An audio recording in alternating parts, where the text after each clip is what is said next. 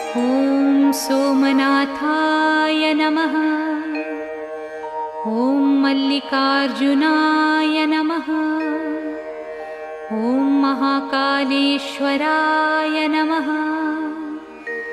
ॐ ओंकारेश्वराय नमः।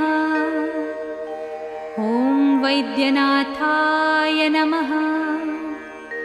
ॐ भीमशङ्कराय नमः। ॐ रामेश्वराय नमः।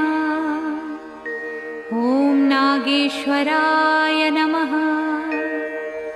ॐ विश्वेश्वराय नमः। ॐ त्र्यम्बकेश्वराय नमः। ॐ केदारेश्वराय नमः। ॐ भुस्मेश्वराय नमः।